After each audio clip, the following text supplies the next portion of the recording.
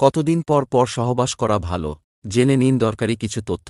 একজন প্রাপ্তবয়স্ক পুরুষ ও একজন প্রাপ্তবয়স্ক নারীর যে কোনো দিন ও রাতের যে কোনো মুহূর্তে সহবাসের ইচ্ছা জাগতে পারে, এটাই স্বাভাবিক। কিন্তু কতদিন পর পর সহবাস করা উচিত, সেটা কিন্তু আমাদের অনেকের কাছেই অজানা। আমাদের সকলেরই জানতে ইচ্ছা করে, ১ মাসে, ১ সপ্তাহে বা একদিনে কতবার সহবাস করা উচিত। এই সব প্রশ্নের উত্তর অবশ্যই প্রত্যেকের জানা উচিত।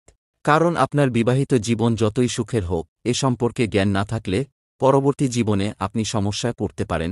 একজন প্রাপ্তবয়স্ক পুরুষ ও একজন প্রাপ্তবয়স্ক নারী যখন শারীরিক ও মানসিক দিক থেকে ফুরফুরে অবস্থায় থাকেন, তখনই তাদের মধ্যে শারীরিক মিলন হতে পারে। দুজনের মধ্যে একজন যদি শারীরিক ও মানসিক দিক থেকে মিলনে আগ্রহী না হন, তবে সহবাস না করাই শ্রেয়। সেক্ষেত্রে অনাগ্রহী পার্টনারের শারীরিক ও মানসিক ক্ষতি হওয়ার আশঙ্কা থেকে যায়। কোন বয়সে কতবার যৌনমিলনের হার পুরুষ ও নারীর বয়সের উপর নির্ভর করে। বয়সের সঙ্গে নারী ও পুরুষের যৌনজীবনের সরাসরি সম্পর্ক আছে। বয়স যত বাড়ে যৌনমিলনের হার তত কমে। সদ্যবিবাহিত দম্পতিরা প্রথম দিকে দিনে ২ থেকে ৩ বার সহবাস করলেও কয়েক মাসের মধ্যে যৌনমিলনের হার দিনে ১ বার অথবা ২ দিনে একবারে থিতু হয়।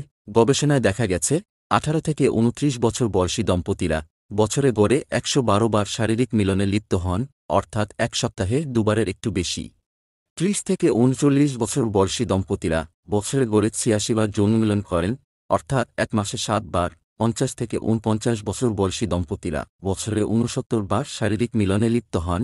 এদের যৌনমিলনের হার গড়ে মাসে ৬ বারের একটু কম। বিজ্ঞান বলছে, যাদের বয়স ২০ থেকে ৩০ বছর তারা সপ্তাহে ৩ বার সহবাস করতে পারেন। যাদের বয়স ৩০ থেকে ৪০ বছর তারা সপ্তাহে ২ বার সহবাস করতে পারেন। যাদের বয়স ৪০ থেকে ৫০ বছর তারা সপ্তাহে ১ বার করে সহবাস করতে পারেন।